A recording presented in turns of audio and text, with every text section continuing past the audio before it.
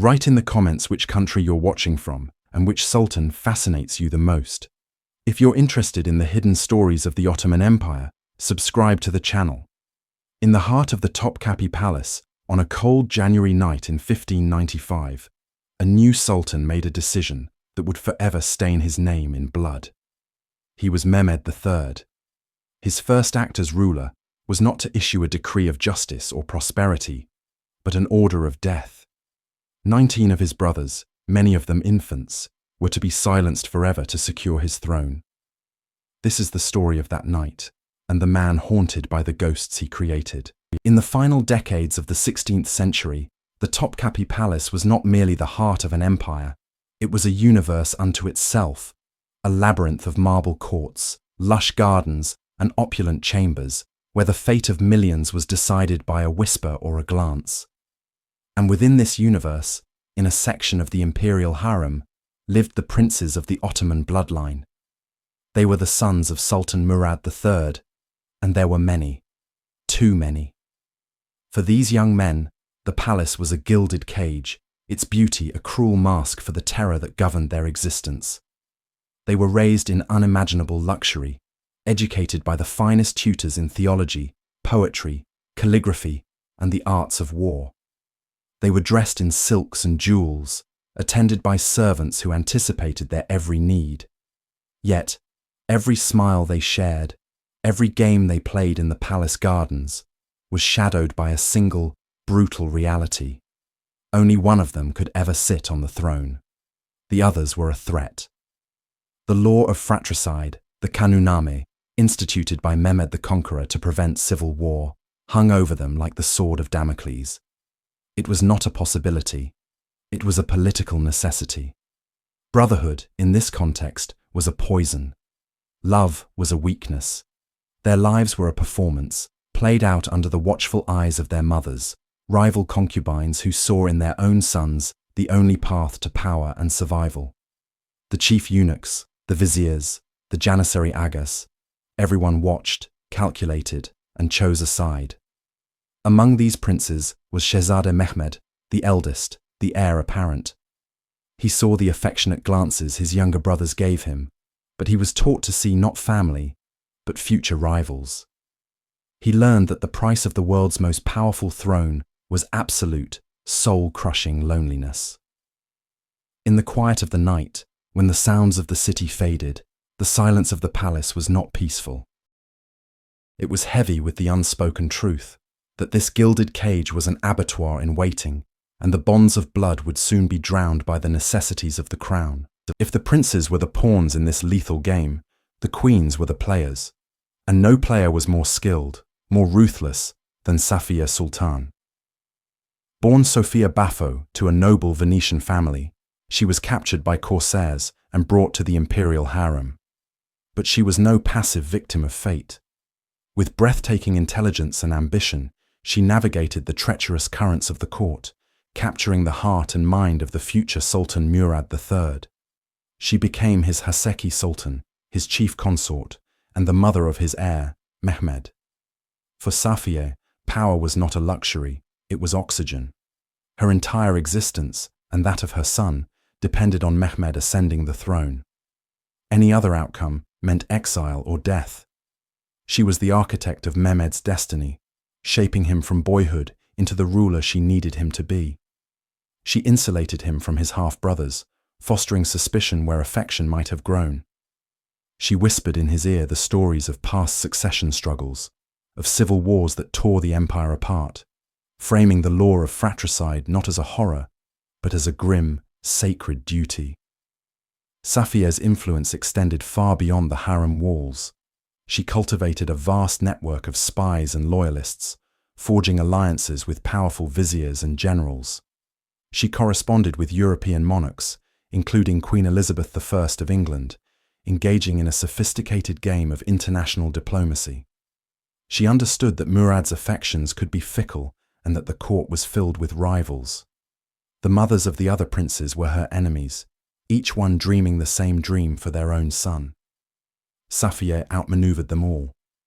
She was a fortress protecting her son's claim, a master strategist who ensured that when the time came, Every key figure in the empire would be loyal, not just to the throne, but to her and her son.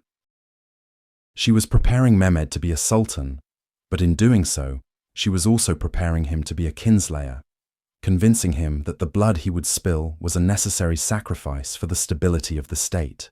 By January 1595, the great lion of the House of Osman was fading.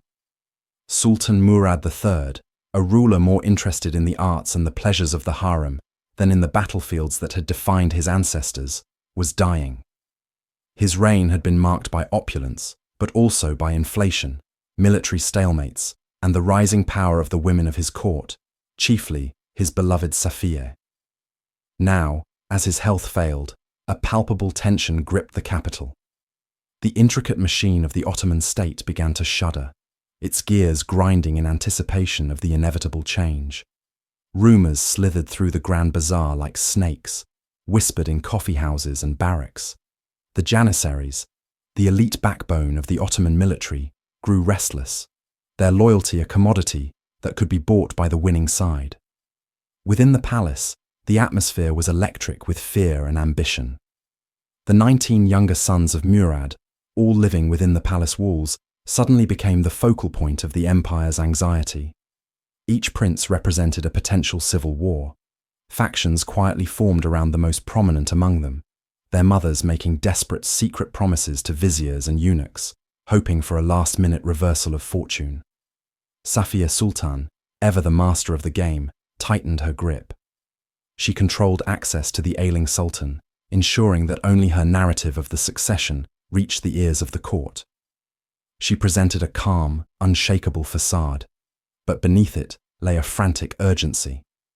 The death of the sultan was a starting pistol for a race she could not afford to lose. Murad's final days were a slow, agonizing countdown. He was the center of their world, and with his passing, that world would be shattered and remade. The physicians came and went, their faces grim. Astrologers read the stars, offering cryptic prophecies. But everyone knew the truth. The lion was breathing his last, and when his roar was silenced for good, the wolves would be unleashed.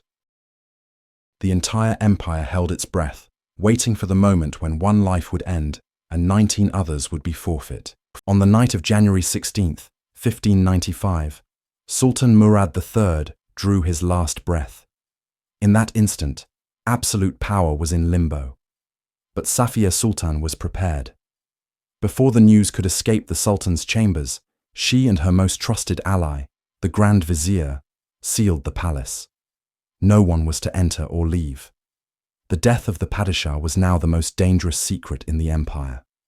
To announce it before the heir was present would be to invite chaos, a coup, or a desperate power grab by one of the other princes. A secret message, the most important of the age, was dispatched from the capital. It was carried by a relay of the fastest riders, thundering across the Anatolian plains towards the city of Manisa. There, Shehzade Mehmed, the eldest son and heir, was serving as governor, learning the craft of rule far from the intrigues of the court. The summons was simple and stark. His father was dead. He was now the Sultan. He must ride for Istanbul with all possible speed. For Mehmed, this was the moment his entire life had been building towards. His journey back to the capital was a frantic race against time. Every shadow on the road could hide an assassin. Every delay could give his rivals an opportunity to act. Meanwhile, back in Topkapi, his 19 brothers slept, played and studied, entirely unaware that their father was gone and their world was about to end. They were prisoners of a terrible secret, their lives hanging by the thread of their older brother's arrival. The city of Istanbul itself seemed to be in a state of suspended animation. The courtiers knew something was amiss. The silence from the Sultan's quarters was too deep, too long.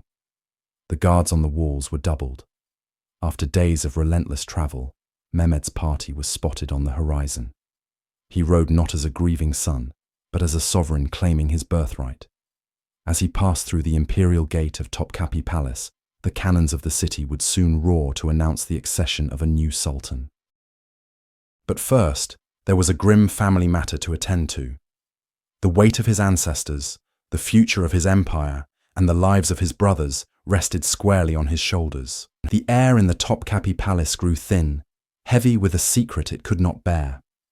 Sultan Mehmed III, the lover of pleasure, the father of over 100 children, was dead. But the empire could not yet know.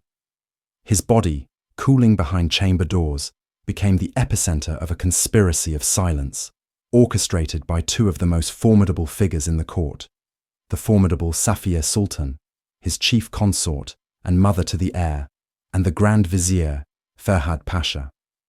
Every servant, every guard, every courtier who knew was sworn to secrecy on pain of death. The daily rituals of the palace continued as if the Sultan merely slept, a grand, terrifying pantomime to fool the city, and more importantly, the ever-restless janissaries. Any hint of a power vacuum, of an empty throne, could ignite the city in flames. For days, the heart of the Ottoman world beat to a lie. While the charade played out in Istanbul, a messenger rode like the wind towards Manisa, carrying the coded message for the heir, Shehzade Mehmed. He was the future, but his future was not yet secure. Back in the palace, in the gilded chambers of the cafes, lived the 19 other sons of Murad. They were shadows in the imperial court, princes by blood, but prisoners by circumstance. Some were mere infants, others young boys on the cusp of manhood. They knew nothing of their father's passing, or of the storm gathering around them. They played, they studied, they dreamt, oblivious that their very existence posed a mortal threat to the stability of the throne. The whispers that slithered through the marble corridors were not of grief for the departed sultan, but of a chilling, pragmatic question: what would become of the brothers? The silence was not one of mourning. It was the deep, collective breath being held before a terrible, inevitable act. To understand the horror that was to unfold, we must first understand the cold logic that birthed it. This was not an act of spontaneous madness or unparalleled cruelty. It was policy. It was statecraft. It was the law of fratricide, a chilling doctrine woven into the very fabric of Ottoman imperial succession. The architect of this brutal pragmatism was none other than Sultan Mehmed II, the conqueror of Constantinople. Having witnessed the near destruction of the empire during the civil war between his great uncles, Mehmed the Conqueror was determined that such a catastrophe would never happen again. He enshrined the practice in his legal code, his Kanunname, with a statement of terrifying clarity: for the welfare of the state, he who succeeds to the sultanate may kill his brothers. It was a poison prescribed as medicine. The principle was simple and ruthless.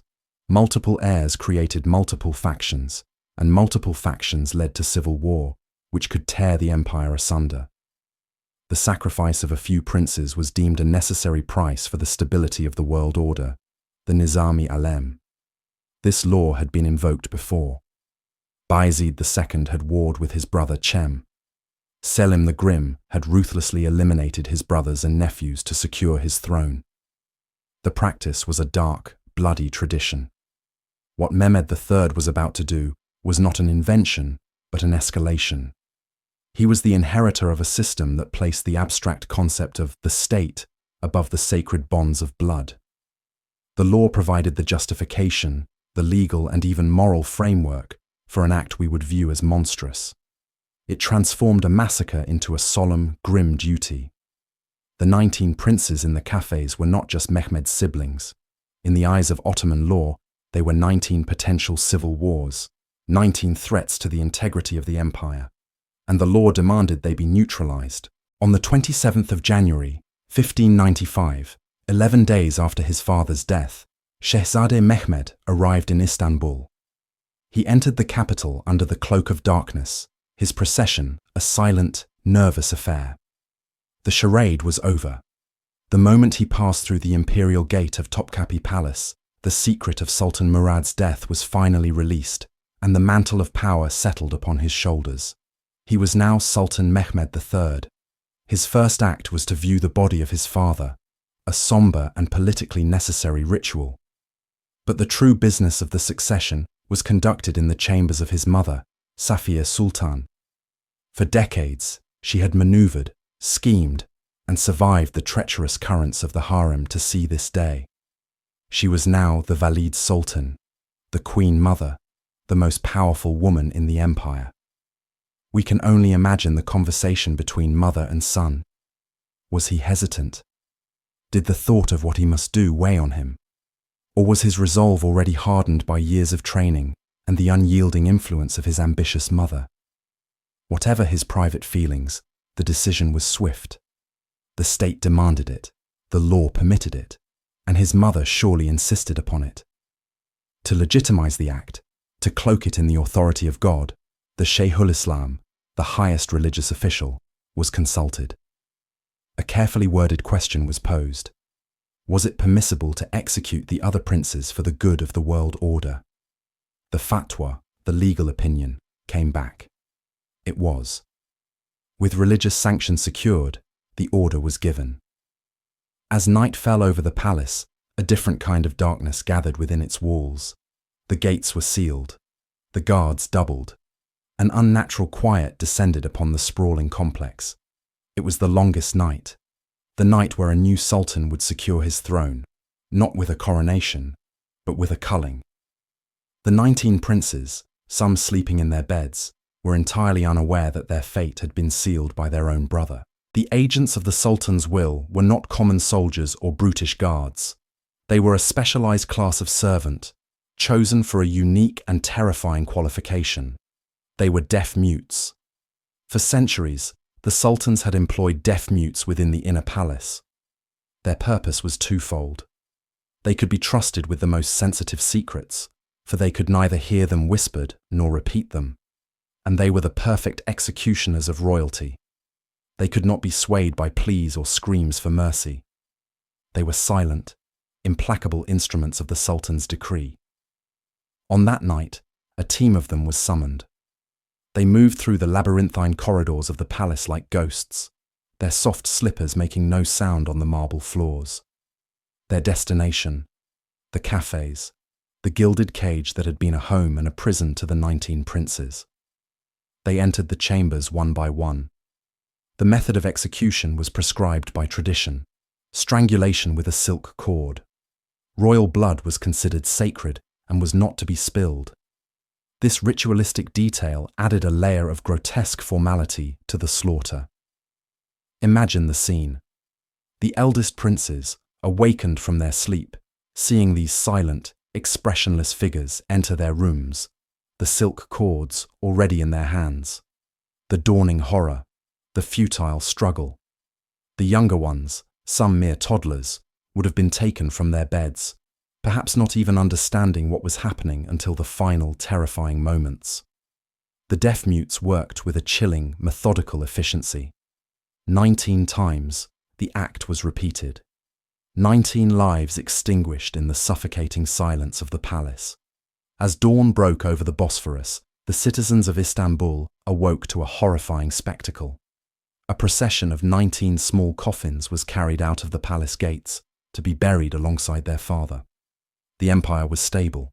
The succession was secure. Sultan Mehmed III now sat upon an undisputed throne, a throne built that night upon a foundation of 19 murdered brothers. The sun rose on January 28, 1595, over a silent Istanbul. The usual clamour of the imperial capital was hushed, replaced by a heavy, waiting stillness. Then, the gates of the Topkapi Palace swung open. It was not a triumphant cavalcade that emerged, but a procession of profound and terrible grief. One by one, 19 small coffins were carried out into the cold morning air. They were borne on the shoulders of palace servants, their faces grim masks of duty. These were the earthly remains of the 19 brothers of the new Sultan, Mehmed III. The youngest was but a few months old, a babe in arms. The eldest, a young man on the cusp of his own ambitions. Inside the palace, their mothers, now stripped of their status and their children, were cast out, their wails a private agony swallowed by the thick stone walls. But out here, in the public square, the horror was naked. The citizens of Istanbul, who had heard only whispers, now saw the proof. 19 coffins.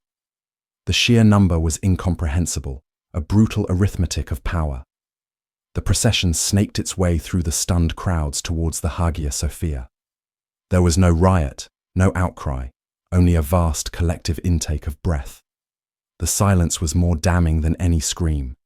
People wept openly in the streets, not just for the dead princes, but for the soul of an empire that could devour its own children with such methodical cruelty.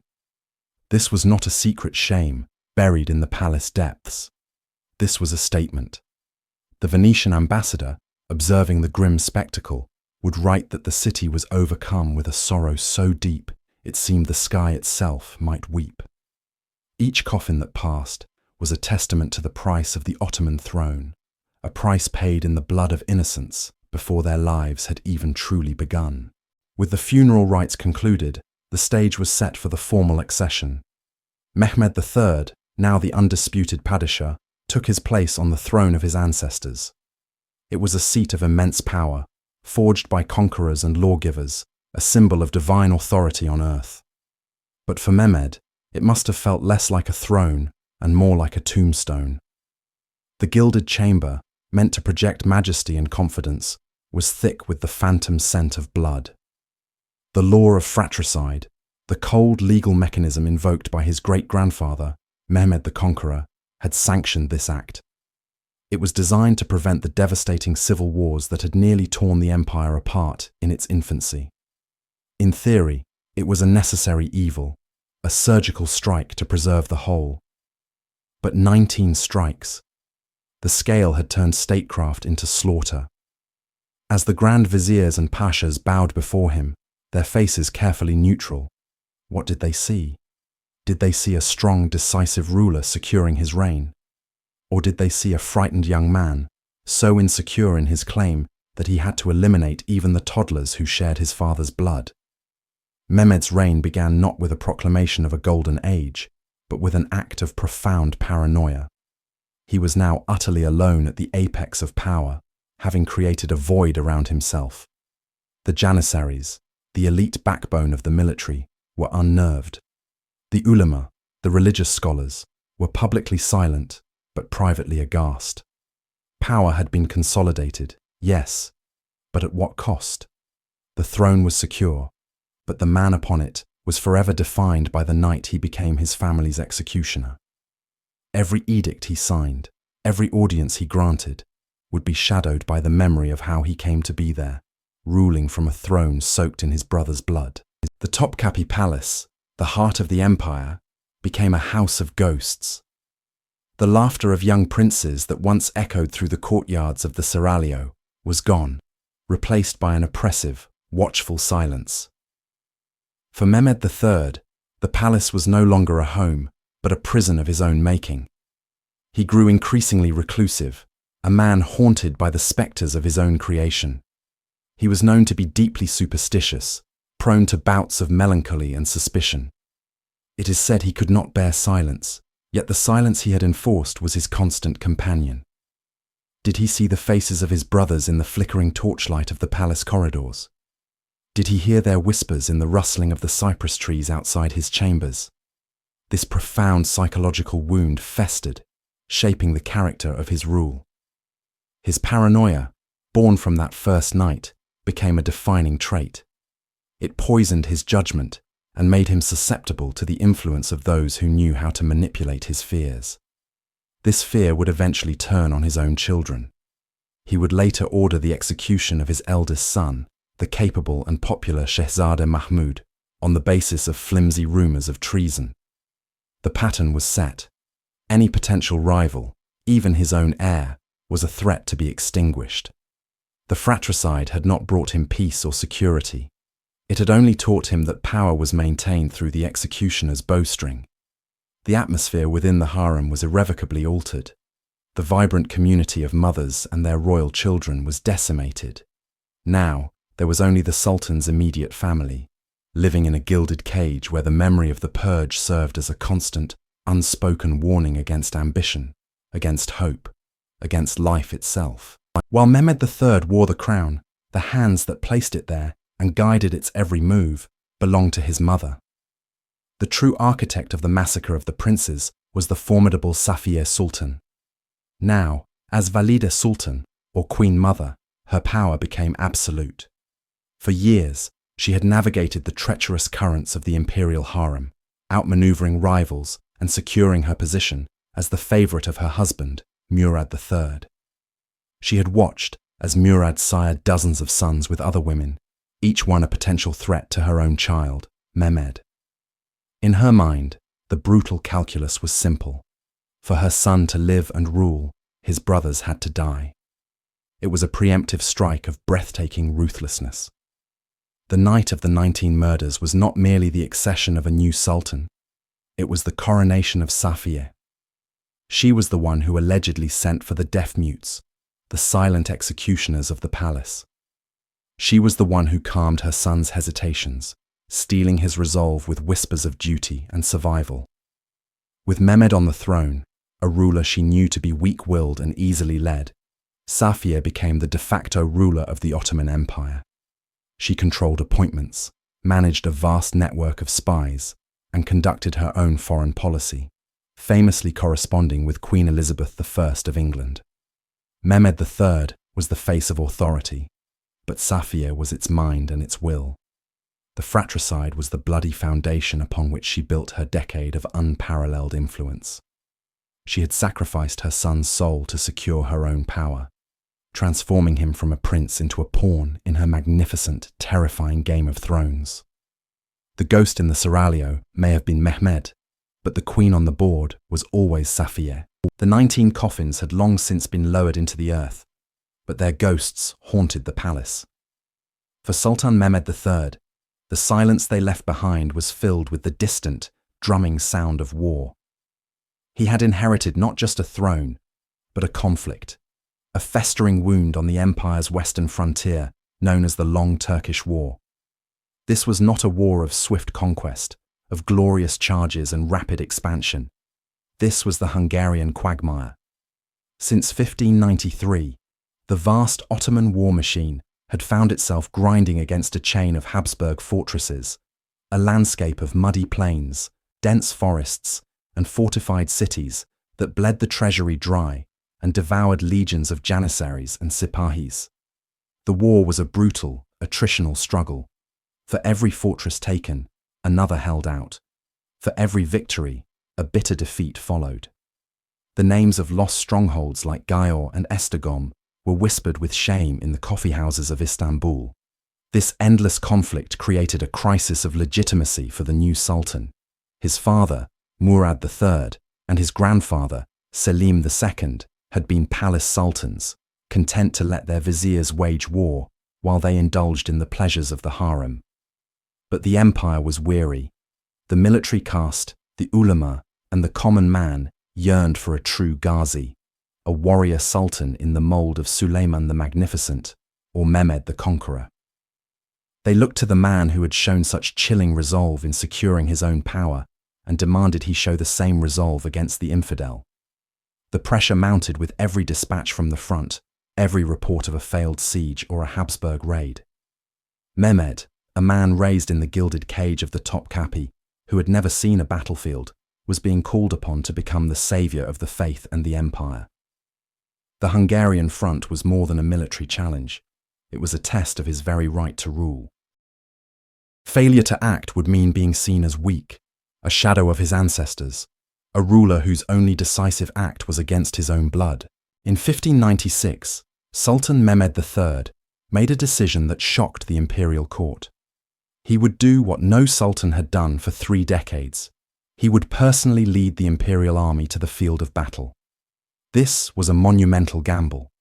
It was a public declaration that the era of the palace sultan was over, and a direct response to the whispers of incompetence that dogged his reign. The sacred standard of the prophet was unfurled, and a colossal army marched out of Istanbul, with the sultan himself at its head. Their target was the formidable fortress of Egri in Turkish, a strategic bastion in northern Hungary that had famously resisted a massive Ottoman siege 44 years earlier. Its capture would be a massive symbolic and strategic victory. The journey was arduous, a testament to the logistical might of the empire, but all eyes were on Mehmed. Was he a true commander, or merely a passenger in his own campaign? Upon reaching Aga, the Ottoman cannons, the most feared artillery in the world, began their thunderous work. For weeks, they pounded the stone walls, reducing defences to rubble under the guidance of Grand Vizier Damat Ibrahim Pasha. Mehmed was present, observing from his magnificent tent, holding councils of war, a figure of ultimate authority. He may not have been a tactical genius in the field, but his presence electrified the army. It gave the common soldier a purpose, a visible link to the divine mandate of the caliphate. After a brutal and relentless assault, the fortress of Aga finally fell. The supposedly impregnable Christian stronghold was in Ottoman hands. As Mehmed rode through the smouldering ruins, he was hailed as Egri Fatihi, the conqueror of Aga. For the first time, he had a victory that was truly his own. It was not a dark, silent triumph in the halls of his palace, but a glorious, hard-won conquest on the field of battle. For a fleeting moment, the ghosts of his brothers were silenced by the roar of cannons and the cheers of his army. The victory at Aga was intoxicating, but it was merely the prelude to the true test. A massive coalition army of Habsburg, German, and Transylvanian forces, led by Archduke Maximilian and Sigismund Bathory, was marching to meet them. The two great powers would finally clash in open battle on the marshy plain of Kerestes. What followed was a 3-day epic of chaos, desperation, and miraculous reversal. Initially, the battle seemed to favour the Ottomans, but on the second day, a massive, coordinated Christian cavalry charge shattered the Ottoman lines.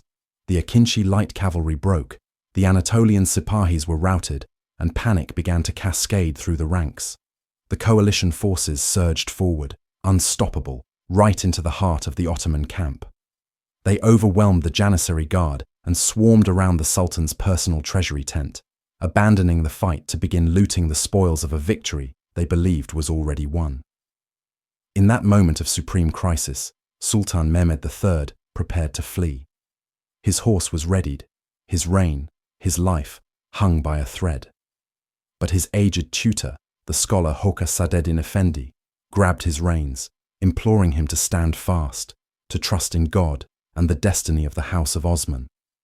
As the Sultan hesitated, something incredible happened.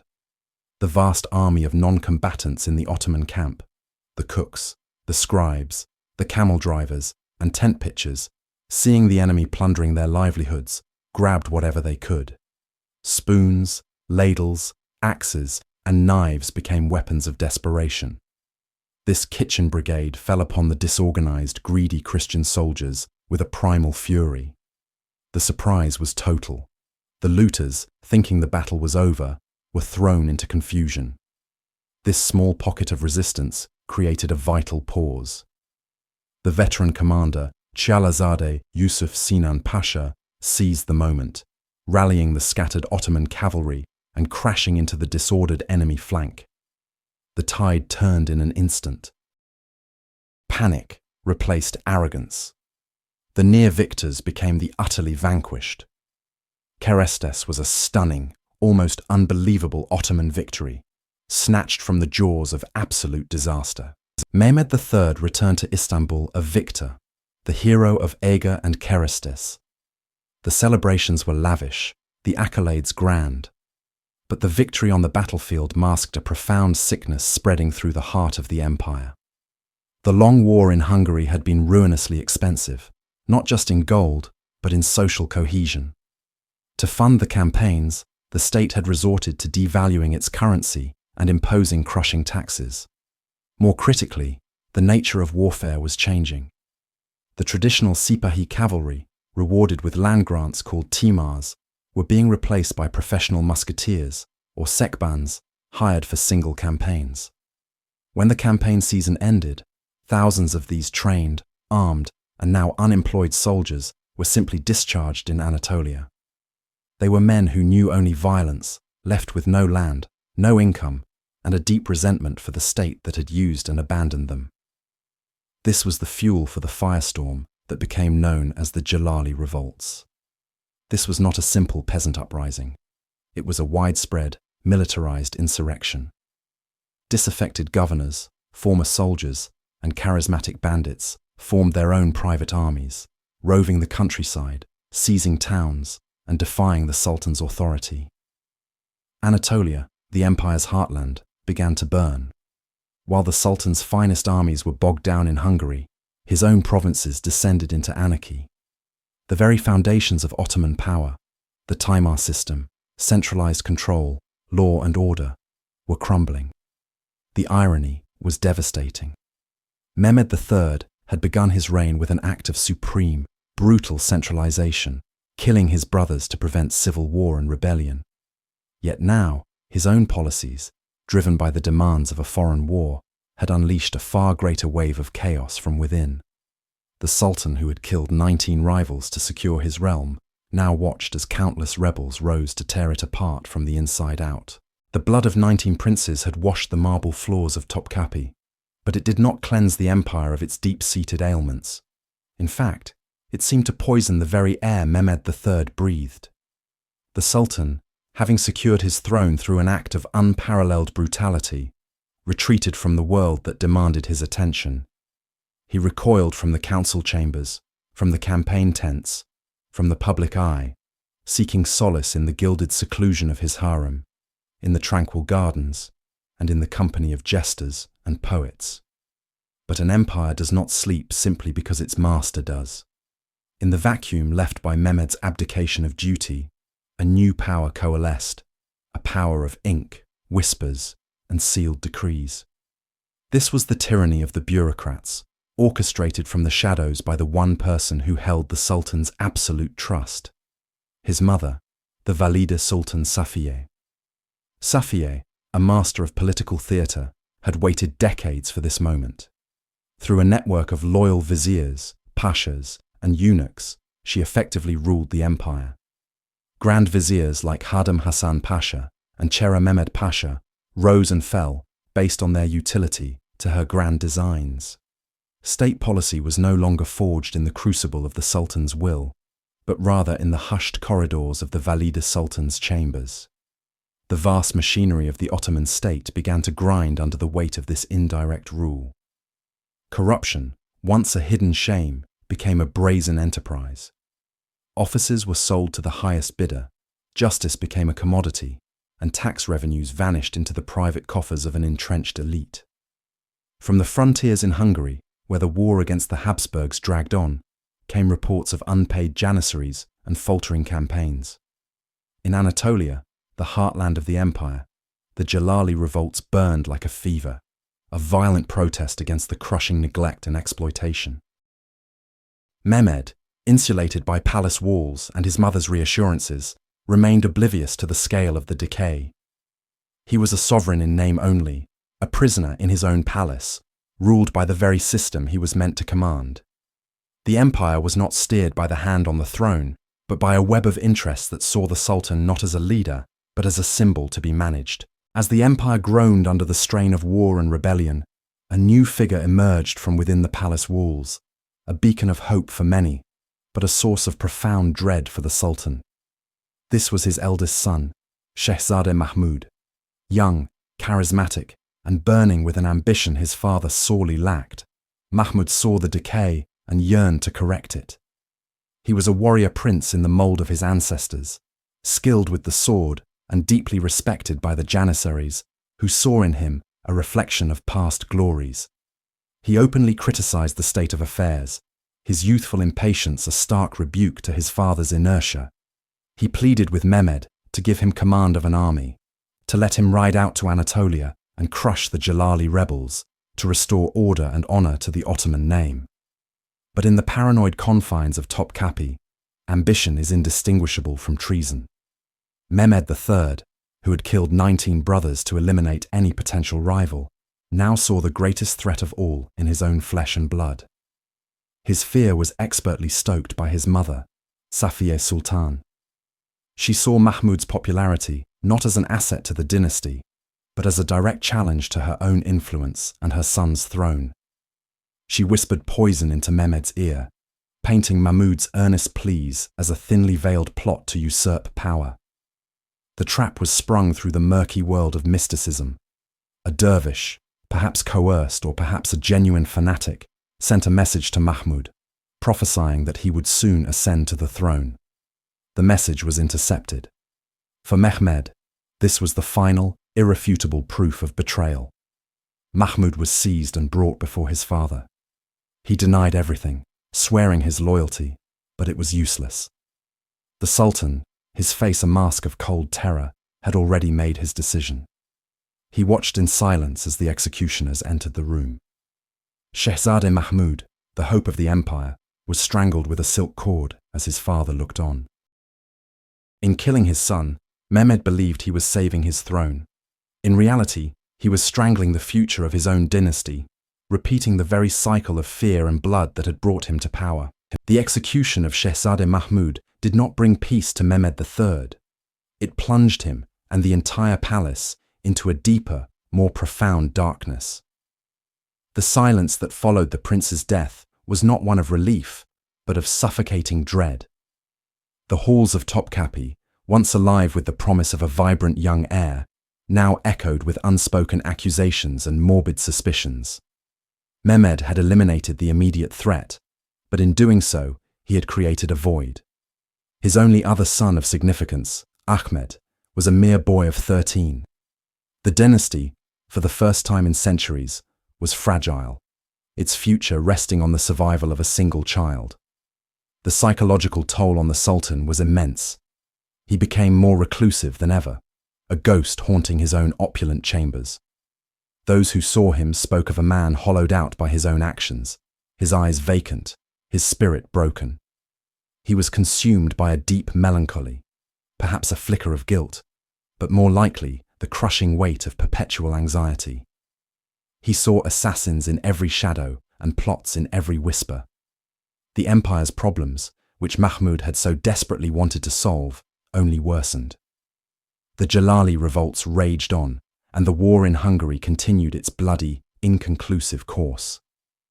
The state's decay accelerated, for now even the illusion of a strong successor was gone. The shadow of death, having claimed his brothers and his son, now crept towards Mehmed himself. His health, never robust, began to fail precipitously. He was plagued by ailments, his body giving way under the strain of his paranoia and regret. In the final months of 1603, a mere 7 months after he had ordered the death of his own son, the end came swiftly. On a cold December night, Sultan Mehmed III died. The official cause was recorded as a heart attack, though court rumors whispered of a death induced by profound grief or a stroke of apoplexy. He was only 37 years old. The man who began his reign with an act of mass murder died a solitary, broken figure, leaving behind an empire in turmoil and a legacy defined not by conquest or construction, but by the blood he had spilled within his own family. Sultan Mehmed III's reign began with the cacophony of slaughter and ended in a profound and damning silence. It was the silence of a man who had erased his own family, the silence of a court paralyzed by fear, and ultimately, the silence of a historical legacy condemned to infamy. His death thrust his 13-year-old son, Ahmed I, onto the most powerful throne in the Islamic world. The boy sultan was now faced with the same dreadful question his father and forefathers had faced. What to do with his own brother, Mustafa? The law of fratricide, the bloody tradition that had stained the dynasty for generations, demanded another execution. All of Topkapi held its breath, expecting the silk cord to be called for once more. But Ahmed, who had lived in the shadow of his father's paranoia and had witnessed the horrific fate of his beloved older brother Mahmud, chose a different path. He broke the cycle. In a decision that would permanently alter the course of the Ottoman Empire, Ahmed I refused to kill his brother. He spared Mustafa's life, initiating a new and arguably more humane system of succession. Instead of execution, royal princes would now be confined to a special suite of rooms within the palace known as the cafes, or the cage. They would live in gilded imprisonment, removed from power and the world, until the throne became vacant. This act was Mehmed III's most significant, if unintentional, legacy. The sheer horror of his reign, the 19 coffins of his brothers, the lifeless body of his own son, had made the practice of fratricide untenable. His cruelty had become the catalyst for its abolition. However, the solution of the cafes created its own slow-burning poison. It produced a new breed of sultans, men who came to the throne after decades of isolation, with no experience in governance, warfare, or diplomacy. Many were psychologically damaged, unprepared for the immense pressures of rule. The end of fratricide saved lives, but it arguably hastened the decline of the Sultan's absolute authority. Mehmed III is thus remembered as a tragic and terrible punctuation mark in Ottoman history. He is the Sultan of the silent scream, a ruler whose actions were so extreme they forced a fundamental change. His final legacy is not an arch of triumph or a grand mosque, but the silence that followed his reign. The silence that allowed his young son to hear his own conscience and choose mercy over murder.